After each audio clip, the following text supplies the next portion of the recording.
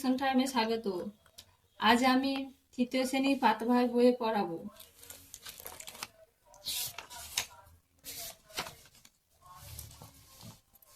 প্রথমেই দেখো লেখা আছে প্রথম পাঠ, সত্যি শোনা।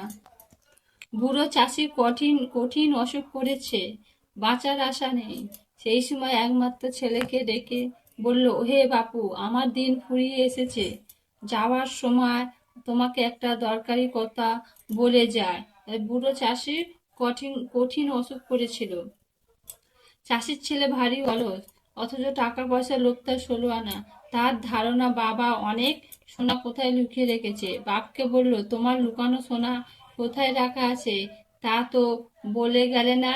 তাহলে কি চাষির ছেলে খুব অলস ছিল, কিন্তু টাকা পয়সার প্রতি অলস প্রকৃতি ছিল, তা অথচ তার টাকা পয়সার লোভ প্রচুর ছিল।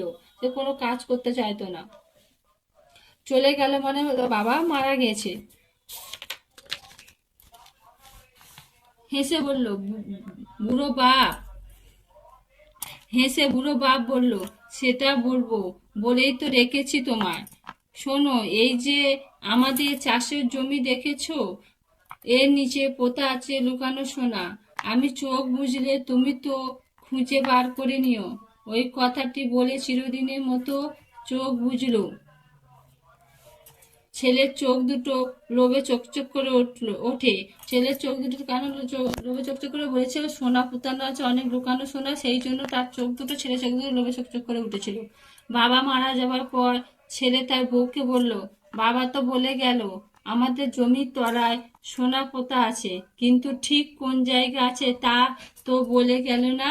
তাহলে বাবা মরে যাওয়ার সময় বলে গিয়েছিল জমিতে সোনা পোতা আছে, কিন্তু কোন জায়গা আছে সেটা তো বলে যায়নি। ছেলের বউ খুব বুদ্ধিমতী। সে বলল, তোমার গোটা জমিটা খুঁড়ে দেখতে হবে কোথায় আছে সোনা। আর ছেলের বউ কেমন ছিল, খুব বুদ্ধিমতী। সোনা খুঁজতে গেলে পুরো গোটা জমিটা খুঁড়তে হবে। ছেলে জমির চাষ আবাদ করার কথা ভাবতে পারে না। সে চিরকাল শুয়ে বসে কাটিয়েছে।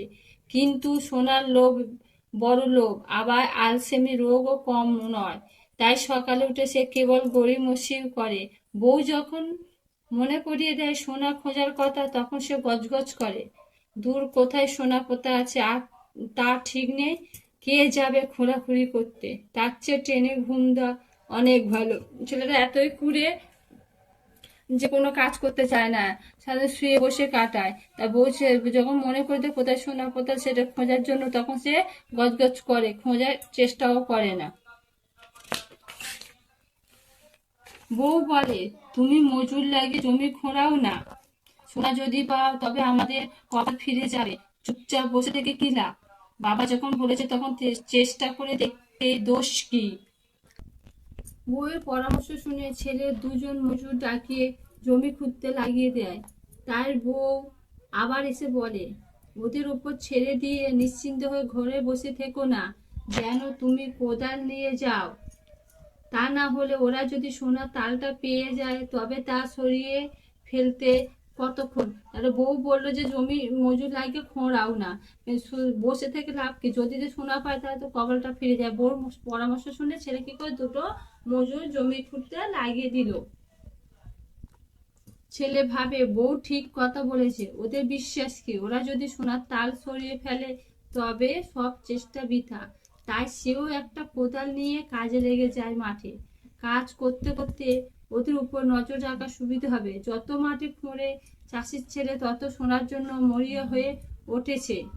কিন্তু সকাল থেকে সন্ধ্যা পর্যন্ত 5 বিঘে জমি খোঁড়াখুড়ি করেও কোথাও এতটুকু সোনা পাওয়া গেল না। রাগে বিরক্তিতে অস্থির ছেলে তখন তার বউকে বলল, বাবা নিশ্চয়ই আমার বোকা বানিয়েছে, সোনা দানা কিছুই নেই, মিছি আমায় খাটিয়ে মারলে। তাহলে ক বিঘে, সকাল থেকে সন্ধ্যা ক বিঘে জমি খুঁজে, 5 বিঘে জমি খোঁড়াখুড়ি করেছে। কিন্তু ওই ছেলে বউ বলেছিল জমি খুঁড়তে, তার ছেলে নজর রাখতে গিয়েছিল। সোনার তাটা যদি চাষিটা পেয়ে যায়, মজুররা তাটা নিয়ে চলেই যাবে, তখন তো বেকার হয়ে যাবে। ও যত জমি খোঁড়ে তখন চাষের ছেলে তত সোনা পাওয়ার জন্য কি হয়, মরিয়া হয়ে ওঠে। বউ হেসে বলল, কিন্তু দেখো জমিটা এখন ঠিক চাষ করার মতো হয়েছে। ছেলে তার বউর মুখের দিকে তাকালো। বউ বলল, আর কদিন পরে বর্ষা নামবে, এই তো বীজ বোনার সময়। বাবা প্রতি বছর এই সময় জমিতে ধান চাষ করতে, কি সুন্দর ফসল হতো। শুনে ছেলে ভাবলো জমিটা যখন খুঁড়েই ফেলা হয়েছে তখন ওটা এমনি ফেলে না রেখে চাষ করেই ফেলাই ভালো। তাই বউ হাট থেকে সবচেয়ে সেরা ধানের বীজ কিনে আনলো। বউ কোথা থেকে? হাট থেকে। কেমন বীজ? সেরা ধানের বীজ কিনে আনলো। তোমরা যে লাইনগুলো দাগ দিয়েছি একটু করে দাগ দিয়ে নেবে। স্বামী সকাল থেকে সন্ধে পর্যন্ত ক্ষেতে কাজ করে, বউ তার খাবার নিয়ে যায়, তামাক সেজে নিয়ে যায়। অলস স্বামীকে এইভাবে কাজ করতে দেখে গর্বে বুক ভরে যায় তার। তারপর যথাসময় বর্ষা নামলো। সে বছর বৃষ্টিও ভালো, খুব ভালো, খুব বৃষ্টিও হলো খুব ভালো। অল্প দিনের মধ্যে ক্ষেত ভরে গেল শস্যে। মাঠ ভরা পাকা ধানে রাশি দেখে মনে হলো সত্যি কে যেন সোনা ঢেলে দিয়েছে মাঠে। বউ বলল, দেখো বাবা মিথ্যে বলেনি, সত্যি সত্যি সোনা পড়েছে মাঠে। যখন মাঠে মাঠ ভরা পাকা ধানের রাশি, মানে মাঠ ভরা পাকা ধান ভর্তি হয়ে গেছে, তখন দেখে মনে হচ্ছিল রোদেতে সত্যি করে সোনা হয়েছে। তাই বউ বলছে যে বাবা মিথ্যে কথা বলিনি, সত্যি সত্যি মাঠে সোনা ফলেছে। ছেলে অবাক হয়ে তাকিয়ে থাকে মাঠের দিকে। জমিতে যে এত ভালো ফসল ফলে তা সে এই প্রথম জানলো। ফসল কাটার পর তা হাটে বিক্রি করে এক থলি টাকা পেল চাষির ছেলে। তাহলে ফসল কাটার পর কোথায় বিক্রি করে? হাটে। কত টাকা পেলো? এক থলি টাকা পেলো। বাড়ি ফিরে সে বউকে বলল, এই দেখো কত টাকা। আমার ধারণা ছিল না যে জমি চাষ করে এত রোজগার করা যায়। বউ খুব খুশি, এই তার স্বামীর প্রথম রোজগার। হেসে বলল, তাহলে বাবার কথা ঠিক তো, জমিতে সত্যিই সোনা পোতা ছিল।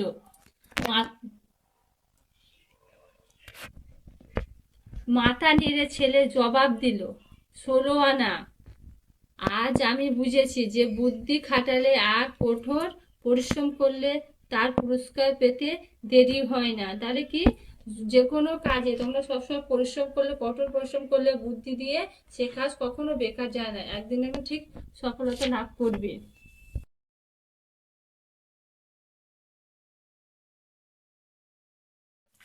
এবারে দেখো আমরা পরের পৃষ্ঠায় যাচ্ছি। 6 পৃষ্ঠায় দেখো প্রশ্ন উত্তর কটা। এবারে আমি একটু বলে দেবো, মানে একটি বাক্যে উত্তর দাও।